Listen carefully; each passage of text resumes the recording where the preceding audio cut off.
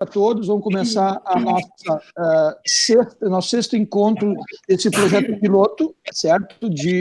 Da SBNC, das aulas online, certo?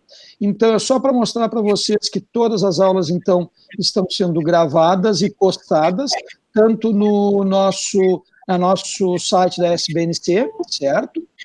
Como também tem um YouTube, onde vocês estão vendo aí, onde tem as 5 aulas.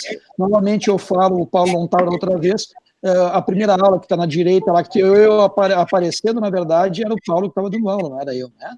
Certo? Foram feitas as aulas todas aí, certo? E hoje, então, nós vamos começar a falar sobre ultrassom neuromuscular como complemento da neurofisiologia clínica. A doutora Ana Lucila Moreira vai ser a palestrante e o doutor Carlos Otto vai ser o moderador, certo? A gente tem um chat onde a gente pode fazer as perguntas, o Otto, então, vai compilar e vai depois abrir a palavra posteriormente à apresentação da Ana. E agora, na quinta-feira, o doutor Marcel Sims, como palestrante, e doutor Caboclo como moderador, vai falar sobre o papel da neurofisiologia na neuromodulação, certo? Então, Otto, tudo contigo aí. Bom, peraí, deixa eu ligar.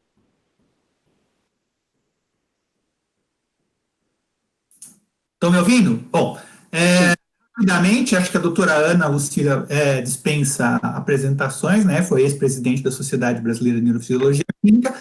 Ela já milita há muito tempo na parte de neurosonologia. Inicialmente ela fazia Doppler transcraniano e mais recentemente ela enveredou para a parte de ultrassom neuromuscular. Ela chegou a ficar estagiando com a doutora Lisa Robson Webb na Duke University. E desde que ela voltou para cá, ela tem se esforçado em disseminar o conhecimento de ultrassom neuromuscular junto aos colegas que fazem neurofisiologia clínica, uma vez que é uma complementação, acho que natural, né, uma coisa que o pessoal que faz imagem, né, não tem esse outro lado, então eu acho que a conjunção das técnicas eletrofisiológicas e ultrassom tem muito a acrescentar no entendimento das doenças neuromusculares. Bom, doutora Ana Lucila Moreira, por favor. Vamos lá, Otto. Vocês me dão só o feedback aqui se está aparecendo a minha tela? Então, ok? Então, nós vamos começar. Ainda não. Não entrou. Não? Não entrou.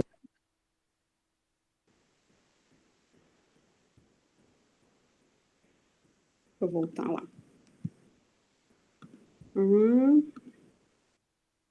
Agora está entrando. Aí. Só maximizar, eu acho que já... Isso, beleza. Vou fechar aqui. Ok? Tá. Diferente da aula, assim, sentadinha na minha sala em casa, muito, muito inusitado, né, essa experiência. Parabéns, Marrone, parabéns, Silvado, que teve uma participação importante aí na organização, e toda a diretoria que topou o projeto e levou a sério, e aos sócios também, que têm prestigiado essas aulas, né? Eu queria fazer um agradecimento especial para o pessoal também da Latinoamérica, que está acompanhando a aula. Tá? A aula é em português, porque é da Sociedade Brasileira, e eu vou tentar falar o mais lento possível para que vocês possam compreender algumas das coisas que eu vou dizer, né? Eu sei que o espanhol é bastante diferente, mas vamos tentar. O ultrassom, ele realmente tem sido cada vez mais utilizado como um complemento da eletroneuromiografia, e o Otto já contou essa história inicial, né? Isso não vem de agora, né? Na verdade, as primeiras publicações de ultrassom neuromuscular, elas são bastante antigas, até de 25 anos atrás, e já tem aí revisões convidadas, vocês vejam aí, desde 2008, nas doenças neuromusculares, né? E sempre elevando ele a um complemento natural da neurofisiologia. E eu posso dizer de experiência própria, o Otto pode atestar também, que uma vez que você começa a fazer ultrassom junto com a eletroneuromiografia, algumas daquelas dúvidas que você ficava bastante incomodado com a limitação de prosseguir a sua conclusão diagnóstica, elas vão sendo respondidas e é muito gostoso trabalhar com isso junto com a eletroneuromiografia.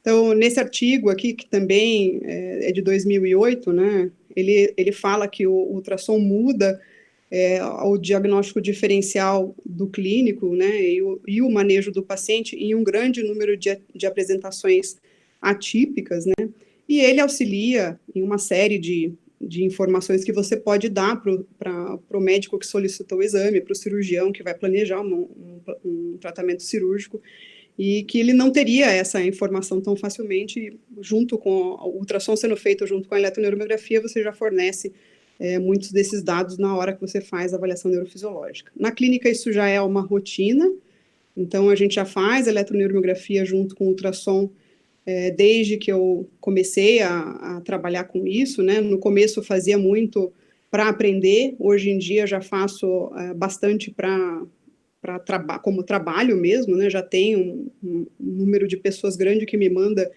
exame para fazer junto com a eletroneuromiografia, e ele tem algumas vantagens, né? É fácil realização, ele realmente... você consegue estender o exame, comparar com o membro contralateral, fazer em vários planos, inclusive na diagonal, né? É um exame de baixo custo, tá? Não estou dizendo que o aparelho seja de baixo custo, mas o exame é de baixo custo.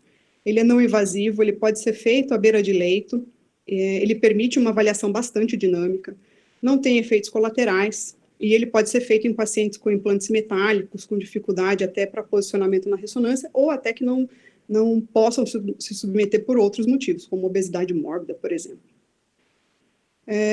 A situação atual do ultrassom, esse é o meu aparelho que eu tenho na clínica, que eu trabalho, é um aparelho que tem um transdutor geral, de 4 a 12 MHz, ele tem um transdutor de baixa frequência, para que eu possa avaliar estruturas profundas, e depois eu vou mostrar para vocês uma imagem disso, e ele tem um transdutor que vai de 10 a 22 MHz, e que permite, inclusive, ver estrutura fascicular, com detalhes aí até do perineuro aqui, como vocês podem avaliar aqui, né, aqui um fascículo e o perineuro circundando, né. Esse é o meu mediano, tá. A gente consegue ver nervos bem pequenos, e isso é uma vantagem muito grande na avaliação de alguns pacientes.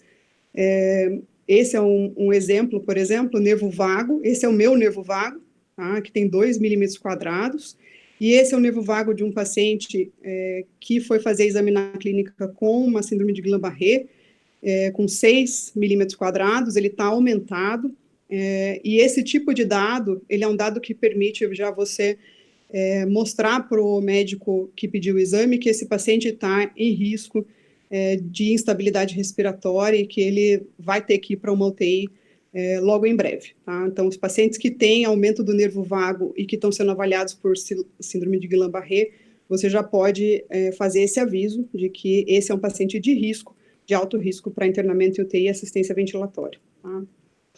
A gente consegue ver nervos tão pequenos, como ramos do ulnar, já no nível do âmulo do amato aqui, vocês vejam que eles têm aqui, ó, 1 milímetro quadrado, cada raminho desse, e a gente consegue, inclusive, seguir esses ramos para a palma se eles tiverem uma patologia, tá? Se eles não tiverem patologia, obviamente eles vão ficando menores e a gente não consegue seguir ele por um longo trecho, né?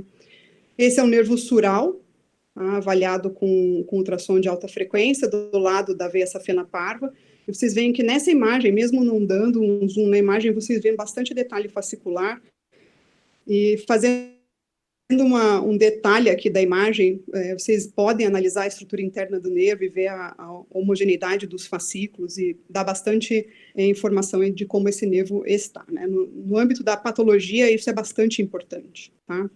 É claro que a gente vai começar falando de síndrome do túnel do carpo, porque é a patologia mais comumente avaliada por ultrassom no mundo todo, né? A gente usa critérios de área transversa, então um aumento do nervo na região do túnel do carpo, ou até proximal a ele, dependendo de como é a compressão.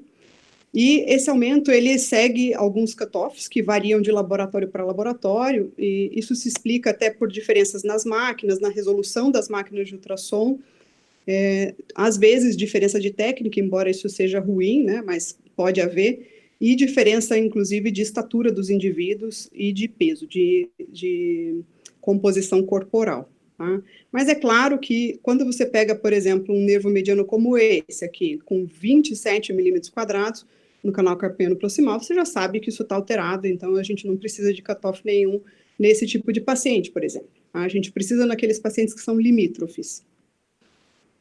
Nem sempre é fácil ver essa área de compressão, porque muitas vezes o nervo já se ramifica nesse local distal, mas essa é uma imagem clássica do aumento em ampulheta do nervo mediano, então, sempre que eu mostrar uma imagem longitudinal como essa, significa que eu estou aqui na parte mais proximal, à esquerda da imagem, e à direita na parte mais distal, tá? Então, aqui é canal carpiano e aqui já é a palma, tá?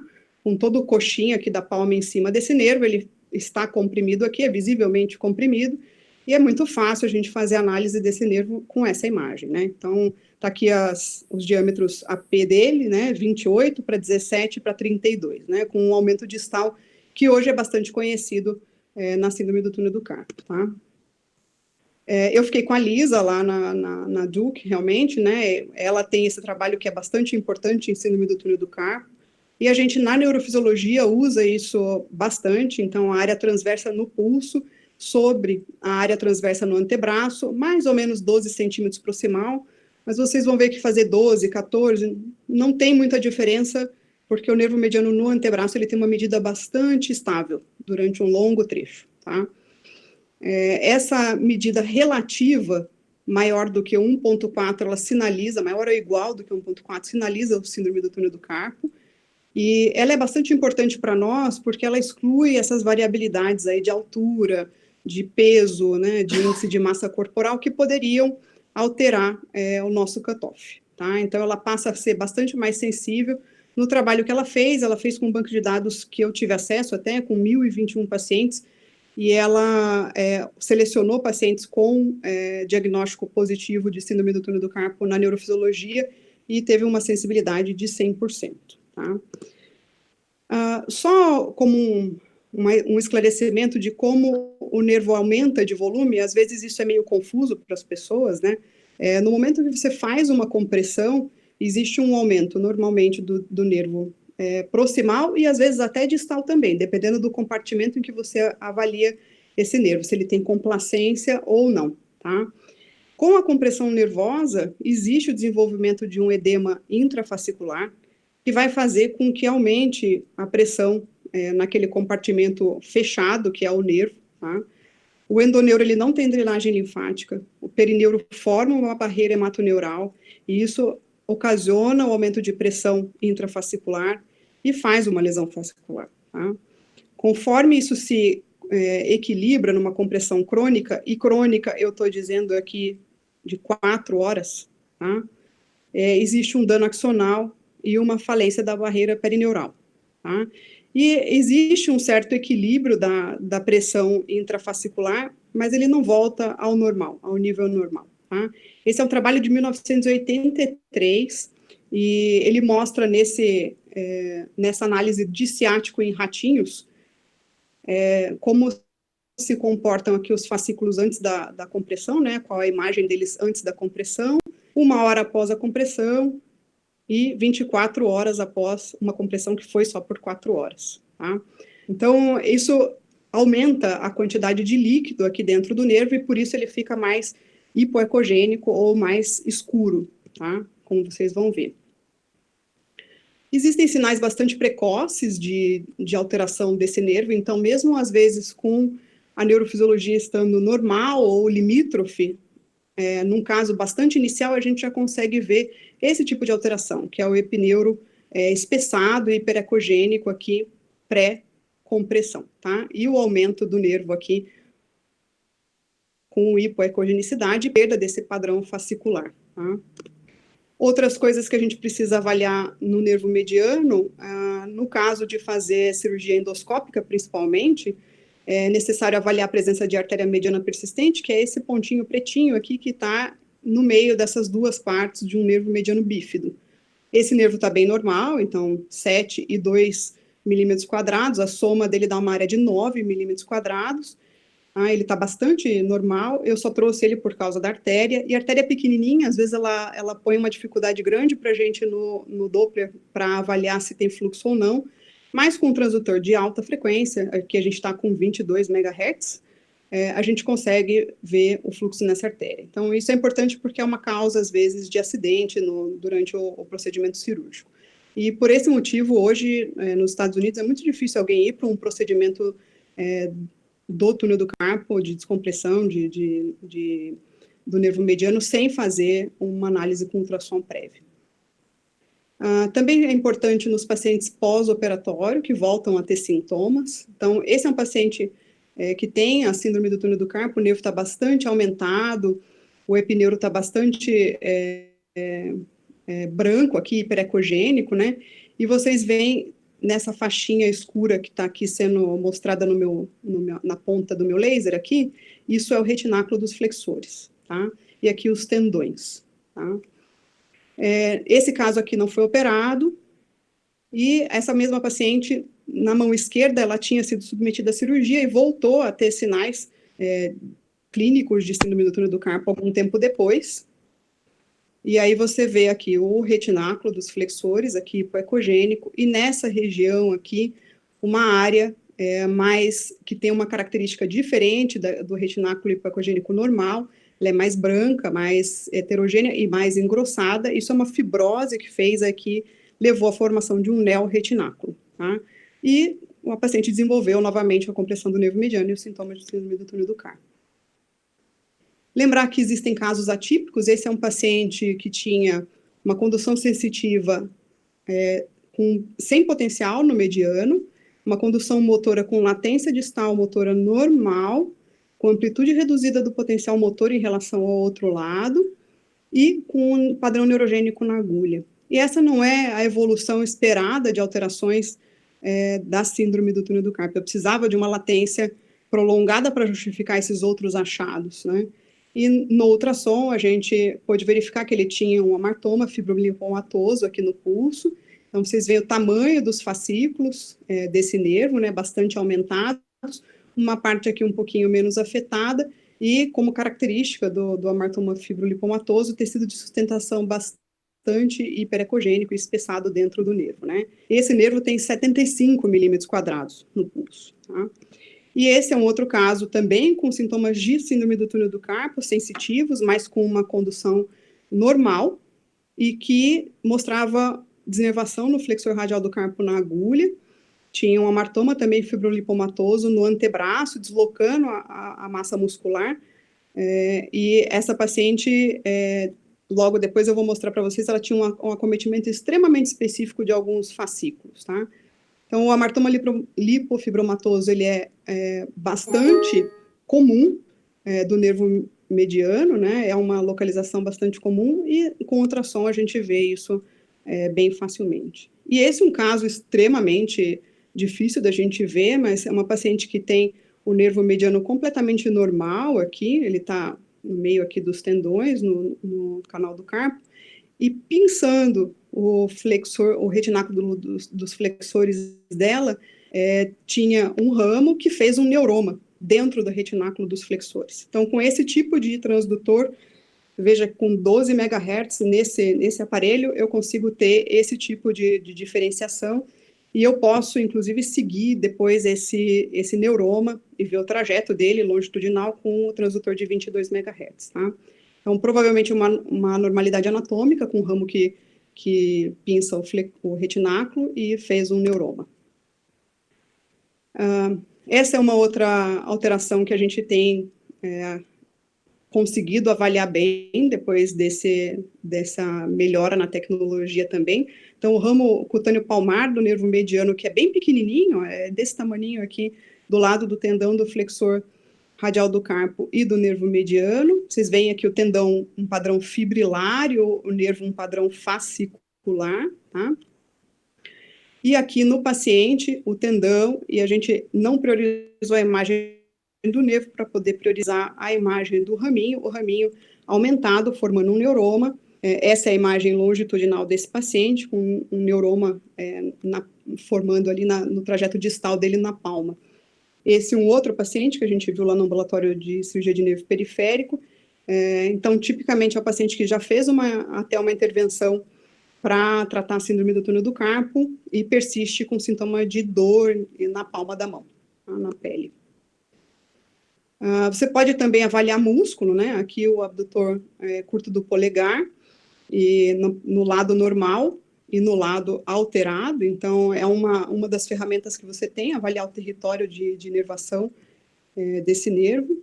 E existe uma sacada bem legal aqui, que é o flexor curto do polegar, que tem uma cabeça superficial inervada pelo mediano e aprofunda pelo nervo ulnar.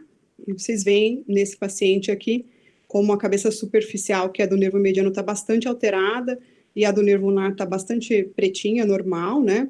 E, inclusive, aqui, uma coisa que eu vou mostrar para vocês é o padrão neurogênico, que é bastante heterogêneo. Então, uma área aqui hipoecogênica, outra aqui, e bastante heterogeneidade, com traves brancas aqui de tecido conjuntivo e áreas fibróticas entremeadas, tá? Esse é um padrão neurogênico clássico, e ele é descrito como padrão moth-eaten, que é comido de traça, como se essas partes aqui fossem as partes comidas da traça, né? Elas, na verdade, estão normais.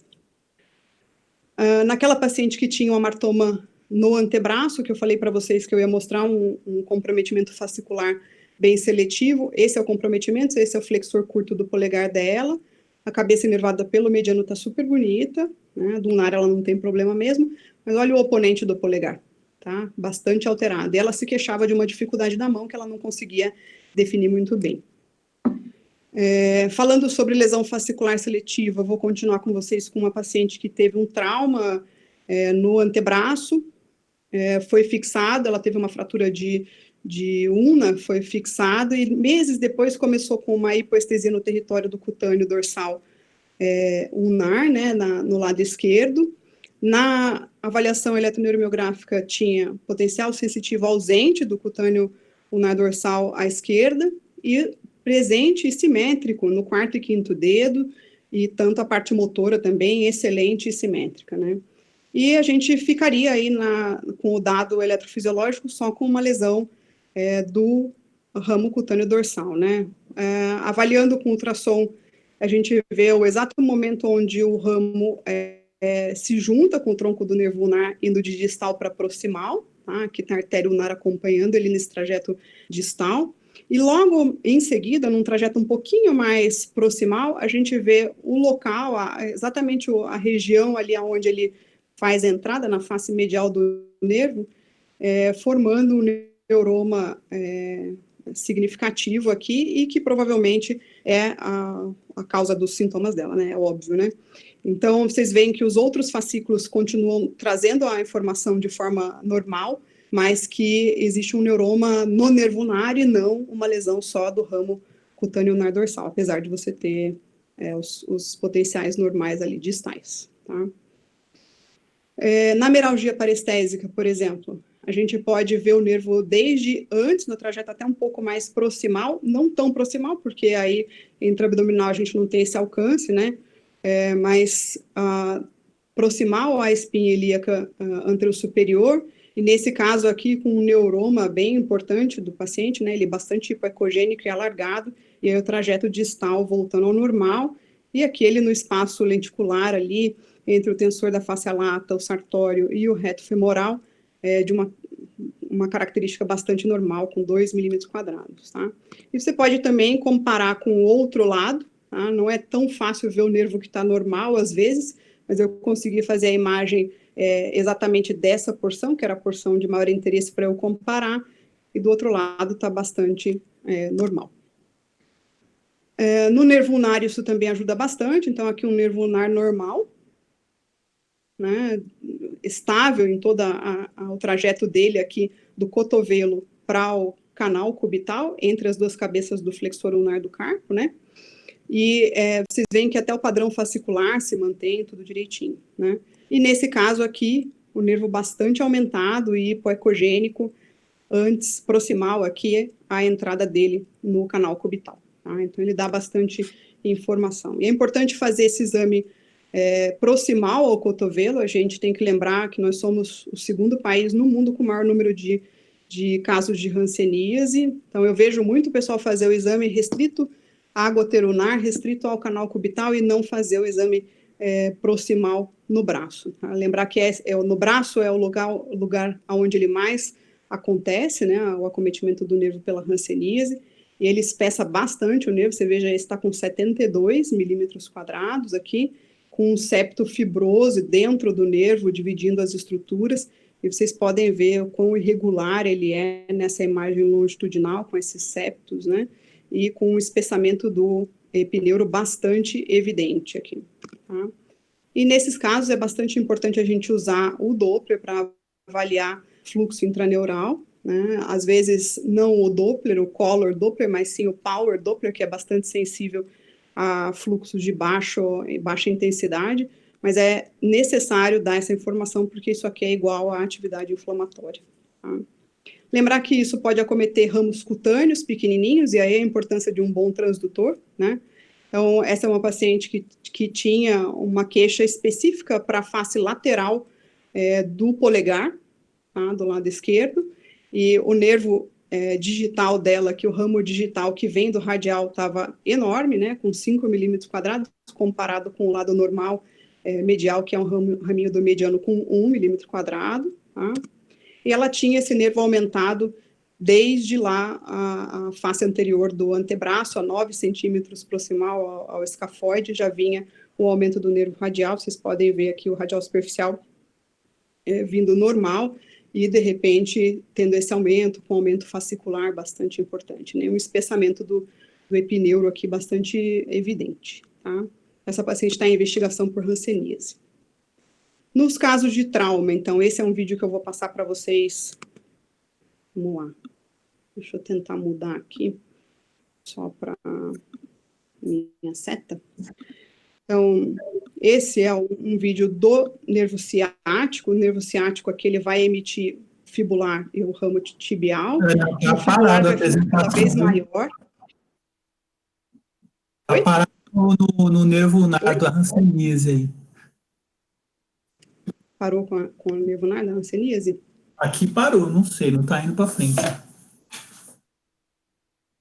Saiu? Não. Aqui também. A gente volta, não tem problema.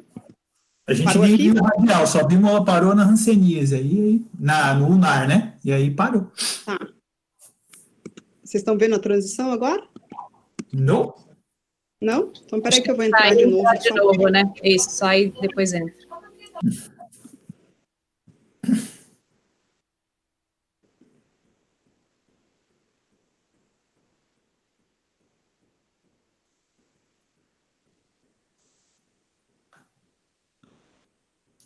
Sim? Voltou? Agora Sim, Ana. Agora Sim, Ana. Para mim está ok. Sim? Aqui do radial, né?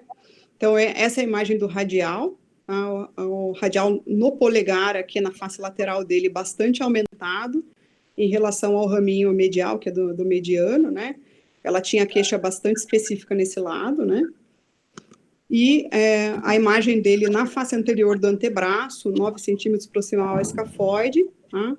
E um momento aqui em que ele vem normal, radial superficial, e começa a ficar aumentado, com o epineuro espessado e com os fascículos aqui distorcidos, tá? Então, o raminho pequeno, que normalmente, aqui ele está com 6 milímetros quadrados, ele normalmente tem em torno de 2 milímetros quadrados, mais ou menos, aí no antebraço, tá?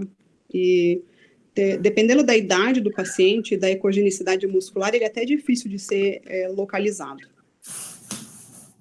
Bom, a gente vai passar um vídeo agora, esse é o nervo ciático, ele está se dividindo aqui, tibial e fibular, e o fibular vai ficar grandão, vocês vão ver. Eu volto ali nele para confirmar, e aí ele some, e depois aparece o coto distal com ramo articular e o fibular comum aqui antes de ir para dar a volta na cabeça da fíbula. Tá? Então, o paciente que teve uma neurotimese, vocês sabem que isso para a gente é impossível na eletromio, a gente dá esse dado quando existe um trauma e vai ter que ter um planejamento cirúrgico, né? No ultrassom a gente faz isso de forma bem mais simples, e aqui tem uma imagem longitudinal do neuroma, e a gente vê aqui no corte transversal qual seria a imagem que você tem no corte transversal, tá? Então, quando você corta aqui mais distal, já tem essa imagem sem nenhum detalhe dentro, tá? Então, esse é um caso importante da gente definir, principalmente para o cirurgião, aí, qual é a distância, não só entre os cotos, tudo bem? Tudo bem? Sim, tá tudo bem. Comigo tá tudo bem. Tá. Então, não só entre os cotos, mas também entre as áreas de locais onde você vê uma estrutura fascicular que está preservada, tá? Porque isso ajuda ele a planejar o tamanho do enxerto que ele vai fazer. Então, aqui está a distância A, 1,47 centímetros, e a distância B, 3,67 centímetros, tá? É claro que você não pode fazer isso numa fase hiperaguda, tem que esperar ter um pouco de retração para que daí você possa medir de forma satisfatória, né? No plexo braquial, essa imagem é só para mostrar para vocês o nosso desafio. Esse é o lado normal, né, com as estruturas normais e o plexo lá mais profundo, e é uma estrutura trapezoidal, aí o pescoço impõe uma certa dificuldade de estudo com ultrassom, né, você tem que ter bastante experiência. Imagina nesse ambiente aqui, que toda a estrutura muscular está alterada, e você tem edema, sangue, tudo que não é o normal aqui, entre você, o seu transdutor e o plexo braquial, e você tendo que dar alguma informação, né? Mas com a experiência de fazer bastante exame de plexo braquial, você começa a se localizar bem melhor. Essa é uma imagem longitudinal, a gente consegue, inclusive, ver raízes saindo do forame intervertebral aqui, com os tubérculos, né?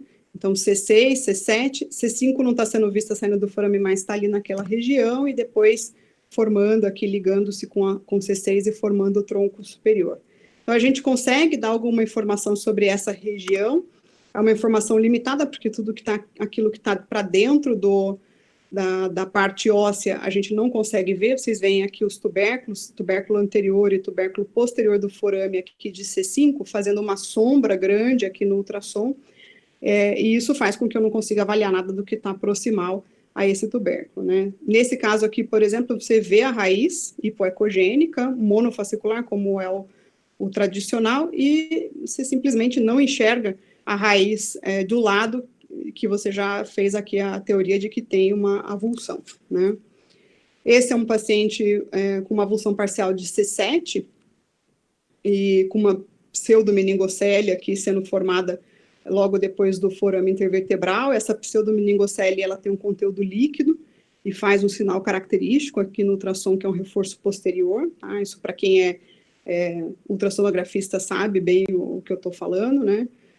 É um artefato que a gente usa a nosso favor, e a gente vê a raiz aqui dividida por um hematoma, tá? Isso foi uma fase hiperaguda, e a gente foi capaz de fazer essa imagem, né? Esse paciente mais distal, ele tinha um neuroma, que possibilitou que a gente desse, então, a informação de que existia uma avulsão parcial, provavelmente, por causa da pseudomeningocele, e porque, como existe o neuroma, existe contato radicular, né?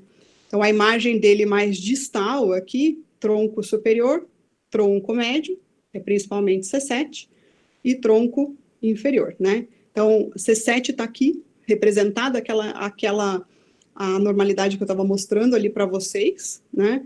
E é óbvio, né? Você comparar o tronco superior com o tronco inferior, e aqui, como a gente tem, seguindo aquela imagem longitudinal, não existe muita dificuldade em avaliar esse tipo de caso, né? Quando a gente tem lesões com alta cinética, com bastante estiramento, a gente tem esse padrão aqui, parece um elástico que foi esticado até o final e rompeu suas fibras, né? Então, o nervo perde a elasticidade também, e faz esse padrão todo, como dizem no interior, engruvinhado, tá?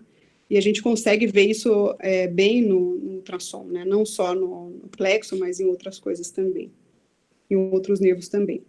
E a gente consegue avaliar até alguns lugares que são mais desafiadores aí, como a região infraclavicular, que o peitoral maior, o peitoral menor, e a gente tem em volta da artéria subclávia, cordão lateral, medial e posterior. Aqui eu estou mostrando um caso normal, mas se a gente tiver uma patologia nessa região, ele fica bastante aumentado, e pode ser possível fazer avaliação sim, tá? Então, a avaliação deve compreender o exame até a axila, inclusive, tá? No plexo braquial. Aqui, no caso de uma lesão do nervo radial por uma fratura de húmero, vocês veem aqui o radial direito proximal, a fixação bastante aumentada, ele normalmente deve ter aí entre 6 milímetros quadrados, até um pouquinho menos às vezes, e aqui ele está com 26 milímetros quadrados, tá? Tá aqui. E vocês veem que existe um tecido fibrótico aqui em volta dele, bastante hiperecogênico aqui, e que a musculatura não está me ajudando muito nessa análise. Esse paciente foi submetido à cirurgia, e tem afastamento, tem uma série de lesões aí secundárias, né? Uma coisa que a gente esquece de pensar nesse paciente é que como a cinética do trauma para a fratura de húmero é bastante forte, né, bastante grande, e esse nervo ele é fixo em outros pontos, não só aqui no sulco espiral, mas aqui também na entrada do túnel radial, entre as duas cabeças do supinador, tá?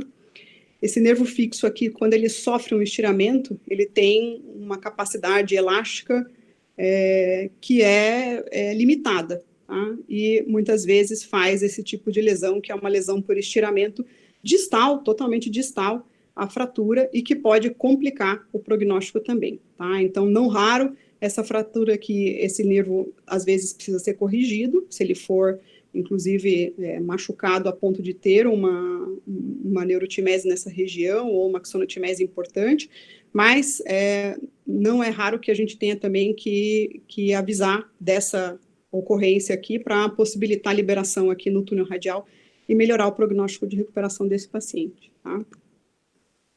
Outras coisas que a gente avalia com ultrassom, neuroma de Morton, é bastante fácil de ver isso. Eu prefiro fazer avaliação na face plantar, mas a gente consegue ver o neuroma bem bonitinho aqui no espaço que não era para ter essa imagem hipoecogênica, e inclusive fazer o teste de Mulder e confirmar esse neuroma, tá? E consegue ver lesões, inclusive, bastante distais, como esse aqui no plantar lateral, já no pé, tá? No trajeto dele no pé, assim, bem distal, não está ali perto do tornozelo mais, e a gente conseguiu fazer uma imagem longitudinal, essa aqui foi o Cernic quem fez, num paciente lá da clínica, e viu essa lesão fusiforme aqui intraneural, aumentada num lugar que não é para ter o nervo com essa característica e nem com essa ecogenicidade, tá? Esse tipo de lesão, ele frequentemente a gente não vai conseguir ver na ressonância, porque é uma lesão pequena, e o ultrassom magnifica bastante a imagem, então você vê aqui 0,5, 1 centímetro, 1,5, 2 centímetros, a gente está aumentando bastante aí a lente para visualizar essa imagem. Então, essa é uma vantagem bastante grande do ultrassom quando a gente fala de nervos pequenos. Com relação a tumores, a gente também pode fazer avaliação com ultrassom. Só uma ressalva, a gente pode dar algumas características, como homogeneidade do contorno, a vascularização intraneural e a estrutura que está circundando, como está em questão de organização, para poder inferir alguma característica do tumor, mas não pode de jeito nenhum sugerir que tipo de tumor que é pela aparência no ultrassom, tá? Essa é uma imagem estendida daquele mesmo tumor, com o nervo pré e pós, né, o tumor, para vocês verem a característica dele. E uma característica importante de você avisar aí é a relação dele com estruturas vasculares grandes, próximas, porque isso pode ser de bastante importância na hora do planejamento cirúrgico, tá? A gente pode também avaliar polineuropatias com aumento de área de nervos, HNPP, Charcot-Marie, Lewis-Sumner, são alguns exemplos. Aqui, um paciente com HNPP que teve um acidente de moto e passou a usar muletas, e depois de passar a usar a muleta, ele teve uma lesão de plexo por causa da muleta, uma alteração aí em todos os nervos, e chamava bastante atenção que o cordão lateral dele estava bastante aumentado e descia esse aumento até a região do braço e antecubital, tá? E vocês vendo a comparação do lado aumentado com o lado normal, quão escandalosa é essa alteração de área, né? E a gente consegue facilmente mostrar que isso não está normal, né?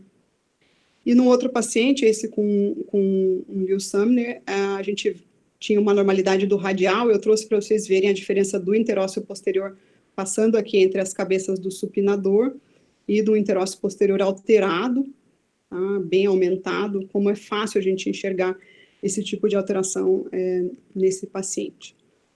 Para o transdutor de mais baixa frequência, aquilo que eu falei para vocês, a gente consegue ver lugares mais profundos, como até o ciático proximal, até a entrada dele no forame isquiádico, e consegue, inclusive, traçar por causa da artéria glútea superior, que está aqui acompanhando ele, e fazer a imagem desse nervo até a região bastante proximal. Então, isso requer bastante treino e bastante conhecimento de anatomia, e eu posso dizer hoje que uma das coisas que me facilitou muito foi a convivência com o Cernic. A gente tem feito gravações de cursos juntos, e fazer essa troca de informação do radiologista com o neurologista é valioso demais da conta. A gente tem aprendido muito juntos, inclusive.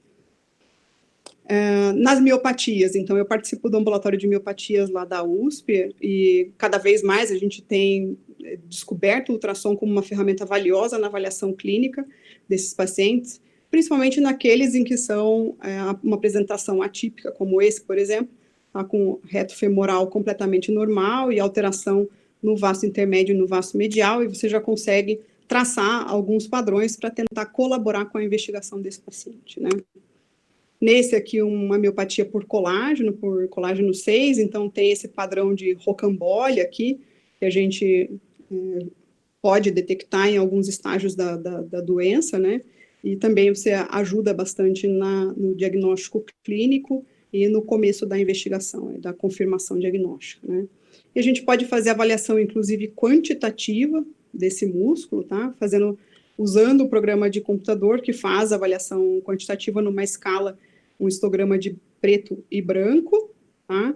E quanto mais saudável esse músculo mais ele tende para o lado preto do histograma, quanto mais alterado, mais ele pende para o lado branco. Falar de miopatias tem que ser uma aula específica, bastante coisa para a gente discutir, né? Aqui uma avaliação do diafragma, para vocês verem como é fácil isso. Isso é um paciente com amiotrofia espinhal. Então, você vê que o diafragma, ele é pequeno, ele tem 17 milímetros de diâmetro AP aqui, que é menor do que o padrão, mas ele tem um bom espessamento, ele vai de 17 na expiração para 30 na inspiração forçada. E aqui um paciente com um POMP, vocês veem que o diafragma está bastante comprometido, essa fitinha branca aqui, tá, entre as duas costelas. Então, aqui você vê as duas costelas, né? E o diafragma, a janela hepática aqui, o fígado está aqui embaixo e o intercostal está aqui, tá? E aqui vocês veem como a atenuação desses músculos aqui que estão bastante doentes prejudica bastante a minha imagem, tá? Então, eu tenho um padrão de imagem sem nitidez comparado com esse aqui, e um diafragma bem branco, bem hiperecogênico, em fita e que não se espessa, tá? Ver fasciculações é uma covardia, né?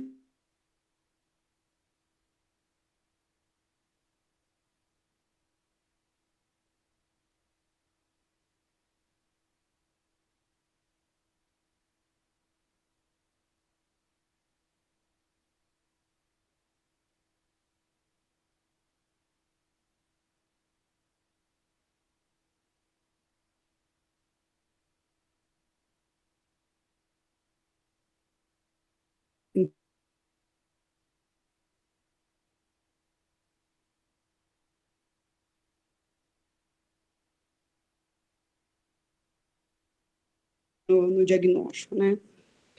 E só como uma visão de futuro aí, esse é um ultrassom de ultra alta frequência, de 1000 MHz, tá? Isso aqui é disponível para pesquisa, mas obviamente, né, não tem nem utilidade clínica para nervo, mas eu quis trazer para vocês só para mostrar o que é uma imagem óptica, né, por luz, que é um tipo de onda física, e aqui por ultrassom, que é outro tipo de onda física, né? Então, a gente simplesmente muda a fonte de energia física que você faz a avaliação, mas você tem basicamente as mesmas informações, né? Então, o ultrassom tem evoluído bastante.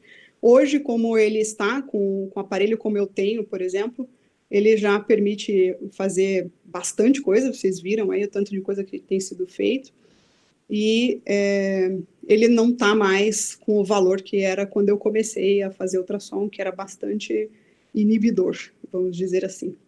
A tendência é que isso diminua ainda mais. E eu costumo dizer que o medo da queda não seja maior do que a vontade de voar, porque quando eu comecei a fazer o ultrassom, o que mais imperava aí era o medo da queda, já que todo mundo sempre me falava, Ana, isso é loucura, isso aí é só para ver tumor, fasciculação, não sei o que, não, né? É muito investimento, e no fim, esse investimento se provou bastante acertado. Olha aí o que a gente já conseguiu desenvolver, né? Eu estou bem feliz com o ultrassom.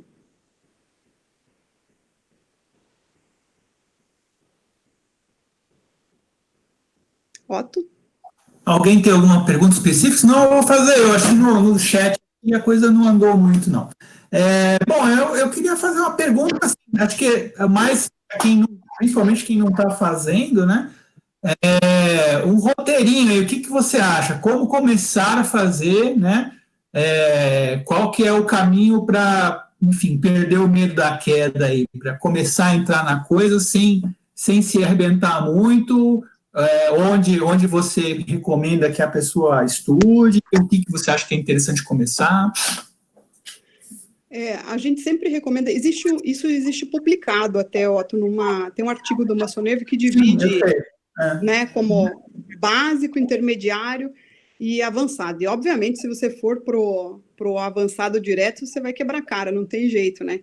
Então, o ideal, na verdade, é começar com o nervo mais fácil que tem, que é o mediano, né? Fazer a imagem dele várias vezes em pessoas normais, e o que eu fiz, na verdade, foi pedir para os pacientes que eu fazia eletroneuromiografia para fazer o ultrassom. Eu pedi a permissão, eles me deixavam fazer, e conforme eu fui avançando e ficando mais à vontade com o mediano, aí eu fui progredindo para o nervo ulnar, e quando aparecia uma lesão de radial, bastante importante você aproveitar esse momento e fazer o ultrassom, porque o radial vai estar aumentado em todo o trecho dele, então facilita bastante para a gente seguir a anatomia.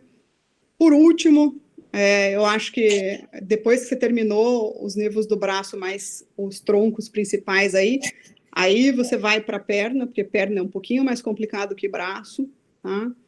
E depois que você passou essa fase da perna, aí já começa a ficar difícil você escolher o que fazer. Qualquer coisa que aparece já fica atrativo para você tentar olhar com ultrassom. Mas algumas coisas são especialmente difíceis, né? Plexo é bastante difícil, eu acho, e trauma é bastante difícil, em geral, né? O restante, eu acho que a experiência vai dando o tom, assim, conforme você vai se sentindo mais à vontade, você vai começando a ter mais desenvoltura com o ultrassom, né? Músculo é um capítulo à parte, né? Você tem que ver bastante para daí você começar a entender como avaliar esses pacientes, e eu acho que tem que ver bastante paciente com miopatia para você poder ter segurança também de fazer alguma inferência sobre o tecido muscular. Não é tão simples assim como só colocar o transdutor e avaliar a ecogenicidade. Uma coisa que eu acho que é legal colocar, né, é que assim, você mostrar umas imagens muito bonitas, né, aquelas imagens estáticas e tal, mas que a rotina de quem faz ultrassom, principalmente ultrassom de nervo, é uma coisa de vai e vem, uma coisa dinâmica, né? Você fica muito preso ali no negócio e que realmente a questão da velocidade de passar o nervo é uma coisa que você pega também, né? Porque a gente tende a fazer muito devagar no começo e às vezes a gente se perde, né? O ultrassom tem isso de você manter o olho na estrutura, né? Então, quando a alteração é muito pequena, o nervo muito pequeno, a gente nem pisca, né? Para não perder, porque você vê que se você está olhando, piscou, olhou para o lado, voltou, você já não sabe mais onde estava. Então, tem coisas que são bem chatas, assim, né?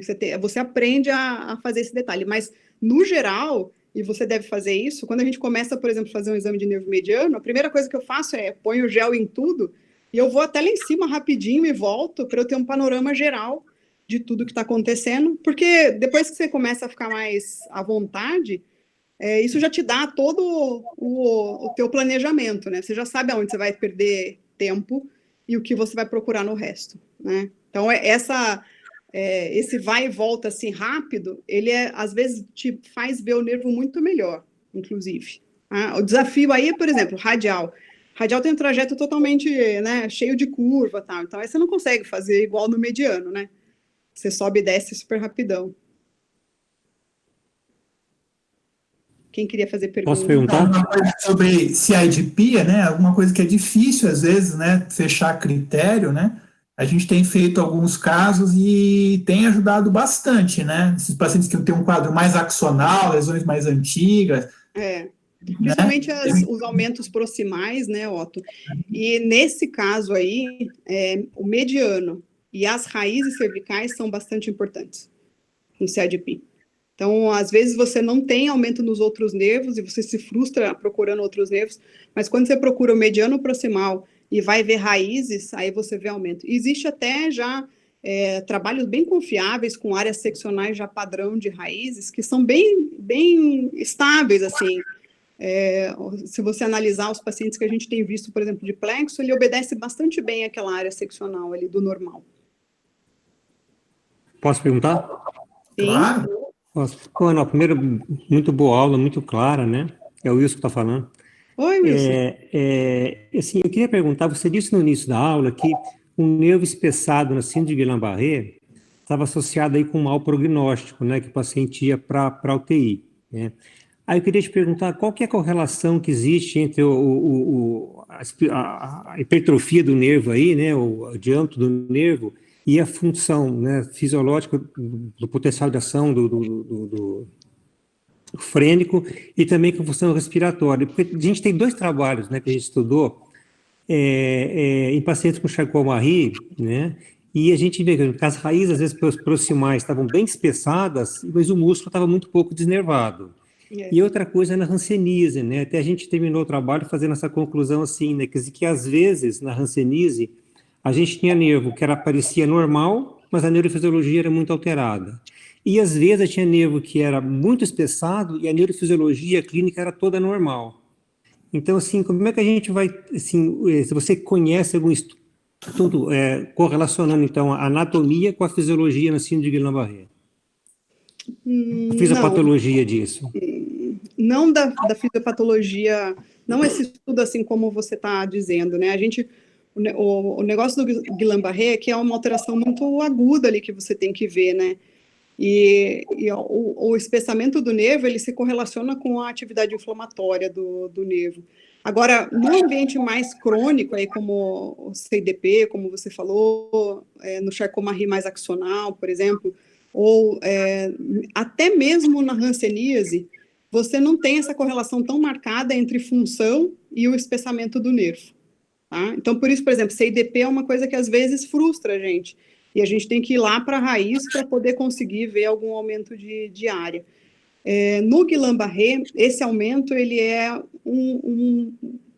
uma red flag, assim, é como você dizer, olha, pode ser que esse nervo realmente não se altere, mas nos pacientes que têm a alteração do vago e o aumento ali do nervo, ele realmente tem risco para ir para ventilação mecânica. Então, agora, trabalho que correlacione, eu posso procurar depois, mas a maior parte não, é muito de doença específica, avaliando o processo ali da doença no ultrassom, né?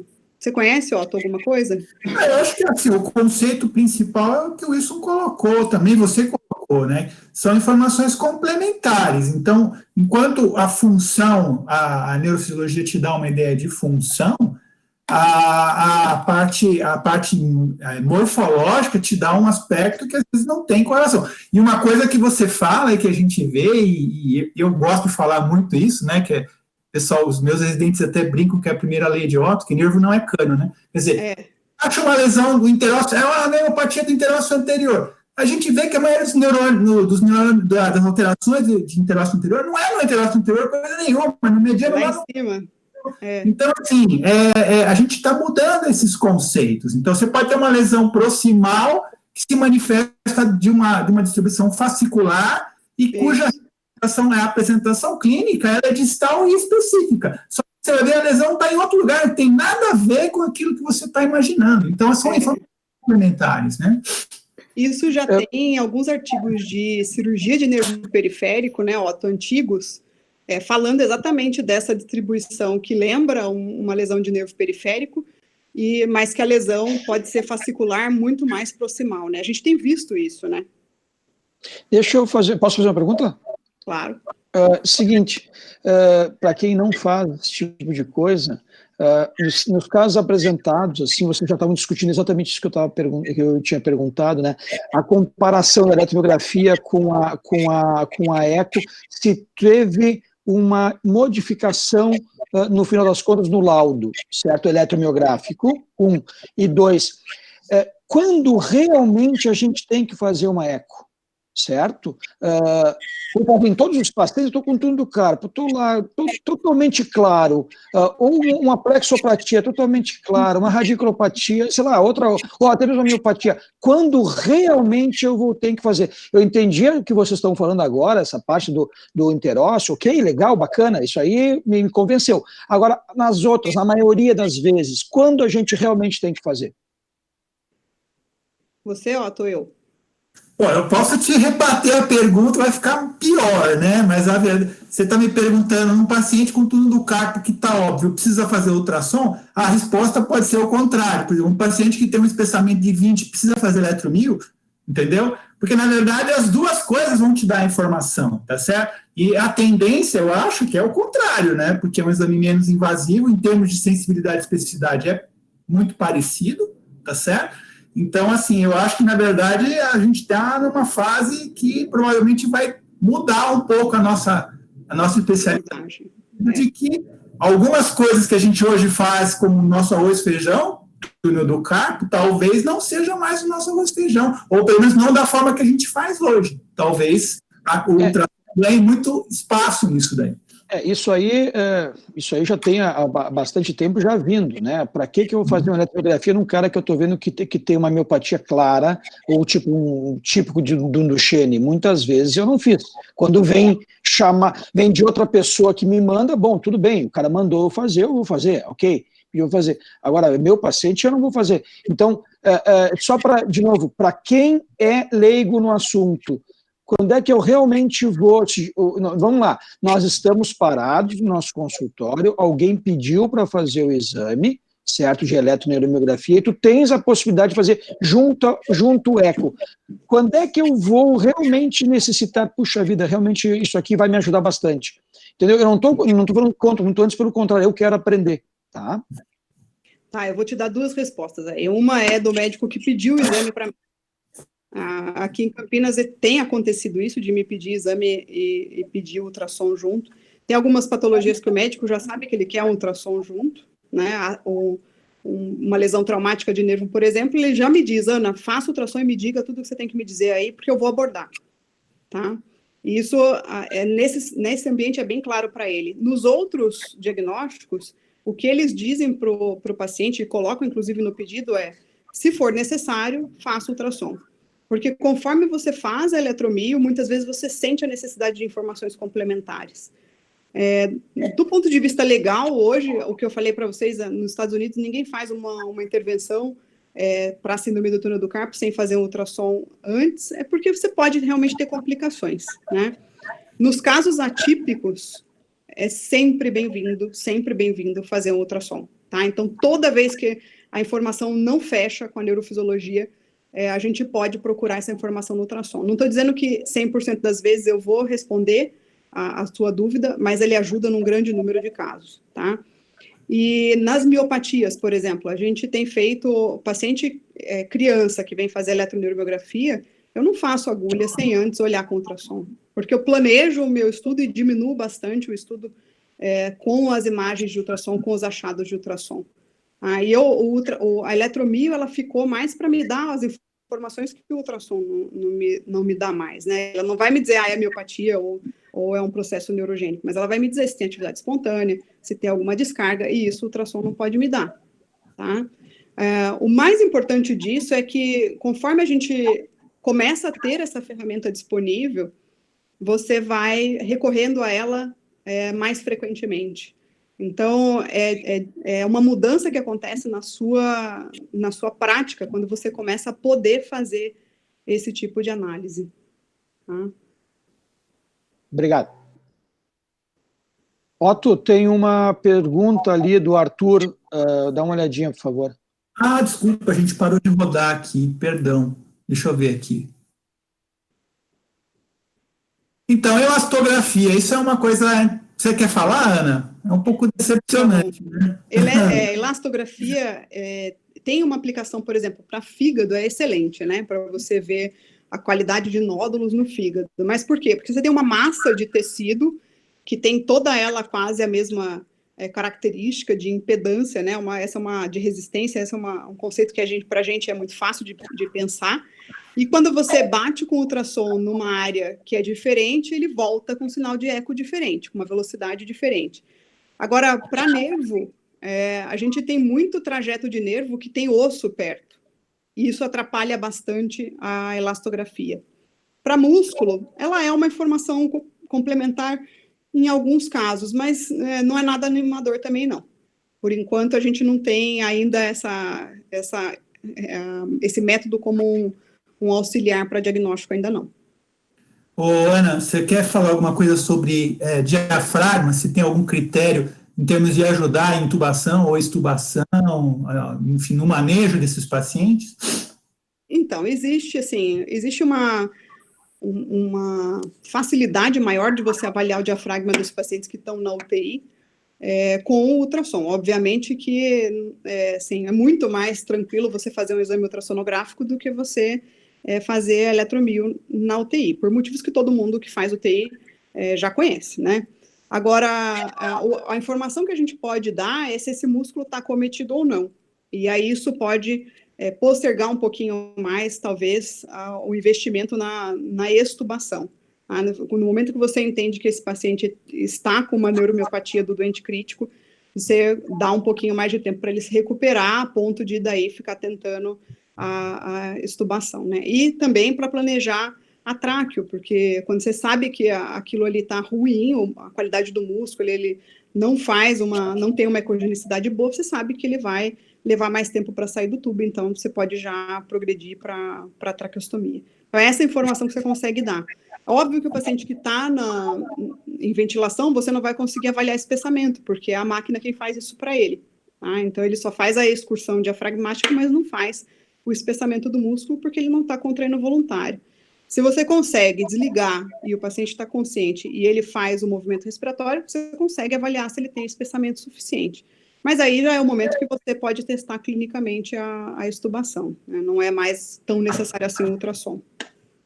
Mais uma perguntinha interessante aqui a respeito da nova onda, que são esses ultrassons por celular ou por tablet, com esses transdutores menores. O que você tem a falar? Está tentado a comprar um tablet com um transdutor, porque o custo é bem menor, né? O custo é bem menor, mas assim, eu costumo comparar com aquele papel de limpar a mão, assim, que você compra bem baratinho e que você tem que usar metade do pacote cada vez que você lava a mão, e aí então você joga dinheiro fora, né? Para quem está querendo fazer nervo como estudo de apoio à neurofisiologia, vou dizer para vocês que a imagem desse tipo de aparelho, ela logo te deixa a ver navios, assim, você logo em breve você vai estar já querendo mais, né? Isso aconteceu comigo com um aparelho portátil, né? Eu comecei com um aparelho Sonosite, que é um aparelho de guerra super bom, excelente para levar, portátil, durável pra caramba, tal, mas ele não me dava a frequência alta, né? Ele me dava uma frequência que era aceitável para algumas coisas. E aí eu acabei evoluindo para comprar um outro aparelho que tem um transdutor de alta frequência, que tem uma série de outras funcionalidades, que também é portátil, mas que atende hoje muito mais a minha necessidade na neurofisiologia. Então, só pensando nessa evolução, talvez não seja uma boa jogada você comprar um aparelho barato, mas que daqui a pouco você vai encostar, né? E se você for vender, você vai vender por nada, praticamente. Então, não sei se é uma boa. Eu não indicaria. Outra coisa, aproveitando então a história dos aparelhos aí. Atualmente tem uma tendência, algumas máquinas, de fazer o aparelho conjugado. Então, por exemplo, tem a Cadwell tem essa máquina, a Natus tem essa máquina, enfim, vale a pena, melhor comprar separado, melhor comprar junto, o que você acha? Você sabe que a tecnologia do ultrassom é uma tecnologia, assim, bastante guardada a sete chaves, né? É um segredo de fábrica, existe todo um aparato aí para transformar essa imagem numa boa imagem na tela, para ter uma boa resolução em pixels na tela, e isso não é possível quando você transporta isso para um aparelho que faz outra função. Então, uma tela comum não é igual uma tela de ultrassom, tá?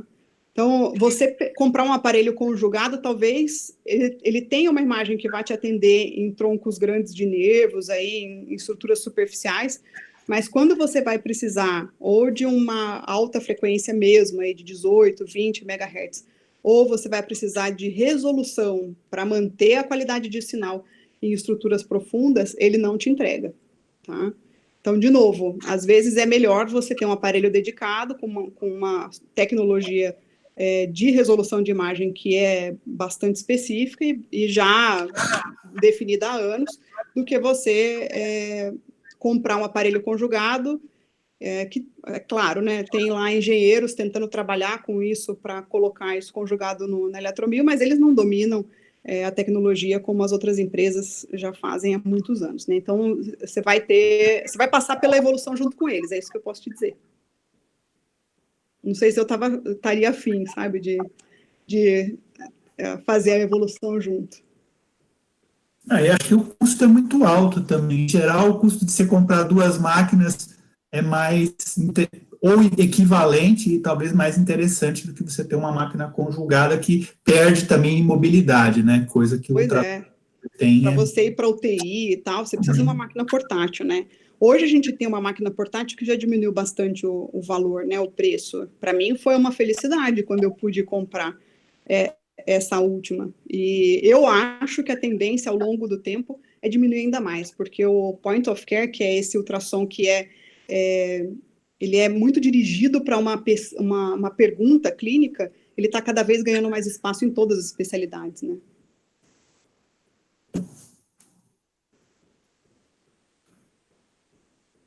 Mais alguma pergunta, gente? Não, o Sr. Nick acabou de colocar aqui, ó, que a Academia Americana de Ortopedia já sugere ultrassom como exame de screening para túnel do carpo. Otto, tem algumas perguntas ali. Boa noite. Tem algumas perguntas ali do Castelon, da Isabel. Eu não sei se. Deixa eu voltar. Um pouquinho mais para cima, por favor. O Castelon perguntou de túnel radial, né? Acho que é uma coisa que você podia comentar. O que ele perguntou? O que mais? Radial? Ana, dá uma olhadinha no chat ali do lado. Estou tentando achar. Junto tem. Protocolo de avaliação de miopatia. Tá. No túnel radial, então. O diagnóstico do supinador é quando a eletroneuromiografia é desafiador. Como eletromiografista, gastei muito tempo nele, sempre ficando com dúvidas. A gente faz sim. Esse é um caso interessante para você fazer a imagem do interósseo posterior. Então, eu já tive alguns pacientes, não foram poucos, com dor na região, na face dorsal do antebraço, e que o ortopedista manda para a gente como eletroneuromiografista, pedindo para avaliar a síndrome do interósseo posterior. A gente avalia com a condução e com a agulha, não acha nada, e no ultrassom eu vou lá fazer, e de um lado para o outro tem uma diferença mais do que 100% de área. Então, existe, como a gente estava falando, aí, a normalidade no ultrassom, que na eletroneuromiografia não aparece, que é o que o Wilson perguntou, tá? Então, pode ser que no teste funcional você não ache, mas na imagem você acha, e aquilo já pode ser a causa da dor desses pacientes, né? Aí, investigadas outras causas, eu acho que esse é um achado importante aí. Então, esse é um dos casos em que eu termino a eletromio, se ela está normal, eu faço, sim, o ultrassom. Diagnóstico de síndrome do carpo é maior, sim, usando ultrassom, ele é mais sensível do que a eletromiografia, porque a gente tem critérios bastante rígidos na eletromio, né, ele permite bastante aí, diminuindo a sensibilidade para aumentar a especificidade, e no ultrassom ele aumenta um pouquinho mais essa sensibilidade, né. Eu tinha visto do Emanuel das Aí, miopatias. túnel do carpo, eu vou discordar um pouquinho, porque as coisas são bem, assim, óbvio que tem paciente com túnel do carpo com eletromio normal e ultrassom alterado, mas tem vice-versa também. Tem paciente com ultrassom normal e eletromio alterada. Depende muito da técnica de eletromio que você vai usar. Claro, se for usar uma latência distal motora, aí não vale, mas se você for usar uma técnica comparativa mais fina, um índice de Robson, a gente vê que tem para os dois lados. Então, assim, não é que um é melhor que o outro. Isso depende muito da técnica que você está considerando em termos de neurofisiologia. Agora, eu faço das minhas palavras o que o Jeff já falou. Quer dizer, se você tem a confirmação por um ou por outro método, do ponto tem de muita importância. Não faz diferença nenhuma, né? O Emanuel perguntou para miopatias, né? A gente está aprendendo bastante, Emanuel, com miopatias ainda na USP, mas a gente usa os protocolos de ressonância, a gente dá uma colada naqueles protocolos lá para poder sugerir alguma coisa. Mas devem sair coisas boas aí mais no futuro. Eu ainda estou estudando ainda isso, tá? Eu tinha visto uma pergunta. Qual a diferença entre doença inflamatória, como fascinagem, e tumor, neuroma, né?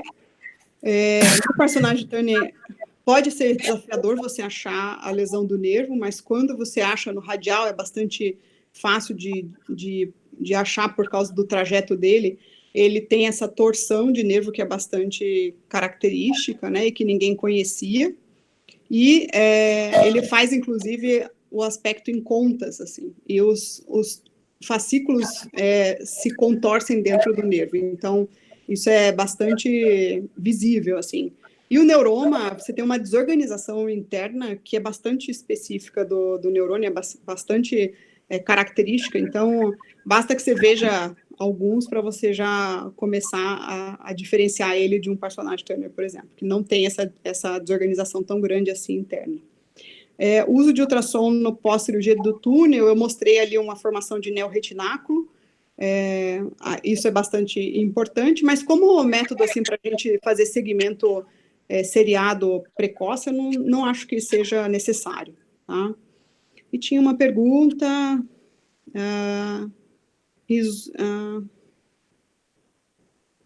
não, tinha uma pergunta antes. Encontrei isso na internet. Isabel Marque. Ultrassom do nervo mediano ajuda na avaliação de casos que voltam a apresentar após cirurgia de túnel, que eu falei, né? Acho que é só, né? Nas polineurodistais e proximais aí, existe um consenso já para uso nas polineuropatias que têm aumentos de nervos, sejam segmentares, sejam fusiformes, ou sejam até aumentos bastante generalizados dos nervos. Uma das pessoas que publicou bastante sobre isso é o Alexander Green, e a gente está tentando trazer ele para o Congresso Brasileiro de Neurologia, inclusive no ano que vem, lá no Rio Grande do Sul, em Gramado. Então, não percam. Tá? Critérios de avaliação diafragmática em paciente com ventilação, a gente já falou, né? E nos pacientes que não estão em ventilação, lembrar daquele índice de expiração e inspiração forçada, e ele tem que fazer um espessamento aí do diafragma. Tudo que é abaixo de 20% nem é considerado, e é considerado como se fosse uma paralisia diafragmática. Tá? Só colocando aqui, o Marcelo colocou um comentário que eles fizeram um estudo e que a neurofisiologia foi mais sensível que o ultrassom na avaliação de tudo do carpo no serviço dele. A gente fez um trabalho desse lá no Fleury, acho que faz uns 15 anos. Na época a gente ganhou também, a neurofisiologia ganhou, mas eu não sei se eu fizesse hoje se a gente ia ganhar, não. Eu acho que você não Deixa eu fazer uma pergunta em relação... eu acho que o ultrassom é melhor. Em relação a isto, tem uma coisa muito importante. Qual é o padrão ouro para dizer que o cara tem túnel do carpo?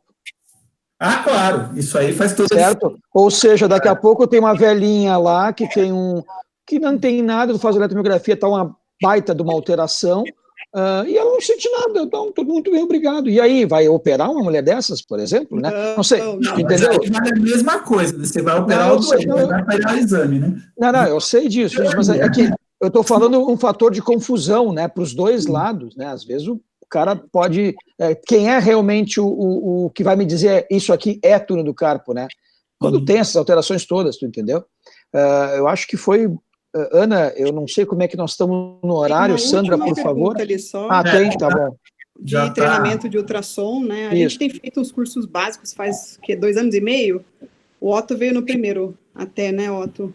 A gente Foi. tem feito junto com o Cernic, então já foram 96 alunos formados e a gente iria começar esse ano a fazer o intermediário presencial, com pacientes, analisando a normalidade. Como teve a pandemia, ela ensinou a gente a fazer isso online, então eu tenho uma rotina assim meio maluca de gravação de pacientes. Amanhã tem gravação, inclusive, tem um exame das 8 da manhã até as 8 da noite para gravar, e a gente está fazendo, vai lançar esse curso, já lançou, inclusive, essa semana. E a gente vai discutindo sempre pacientes e os achados, e sempre exames feitos eu e o Cernic juntos, né? Então tem a visão dele como radiologista e a minha como neurofisiologistas. Mas o começo sempre é você pegar o aparelho de ultrassom, aprender a ensonar os nervos em pacientes, em pessoas normais, e fazer esse treinamento bastante, assim, com pacientes normais. Vocês vão ver que a gente acha que sabe anatomia, quando você pega o ultrassom para fazer, você não sabe nada de anatomia, e aí você vai estudar tudo de novo, bastante, assim, esse começo é bastante trabalhoso. Depois que você começa a fazer com frequência, aí é nas costas, aí só vai aumentando o seu conhecimento. Sandrinha, O tempo acabou. alguém tem mais alguma pergunta, pessoal? Mais Obrigado alguma coisa? Vamos divulgar. todos. Eu acho que, Ana, foi muito bem, agradeço muito a tua aula, obrigado, Otto, pela moderação e pelas perguntas, acho que foi bastante elucidativo, né? Certo? E só para a gente ter, como eu sempre faço aquele ranking, né? Não comparando, absolutamente não se compara uma aula com outra, não é por isso, de forma nenhuma, e sim ficando muito feliz com, chegamos a 115 assistentes, né, num pico, e agora, por exemplo, nós temos 75, isso é muito, muito legal, para assuntos que, vamos e venhamos, são um pouco não tão comuns, né, e um pouco árduos. Eu fico muito, muito feliz com a participação de todos. E não esquecer que agora, quinta-feira, o Marcel, junto com o Caboclo, vamos falar a respeito do papel da neurofisiologia na neuromodulação. Certo, pessoal? E sempre que tiver, sempre não se esqueçam que essa aula, amanhã de manhã, amanhã de tarde, vai estar no YouTube e, posteriormente, 2 dias depois, lá no site. Certo? Pessoal, agradeço muito. Obrigado novamente. Obrigada, Otto. Obrigada, Boa noite a todos. Obrigada, Sandrinha. Boa noite, Tarana. Boa noite a todos. Boa noite, Toroto. Parabéns, Ana. Parabéns, Otto. Obrigada.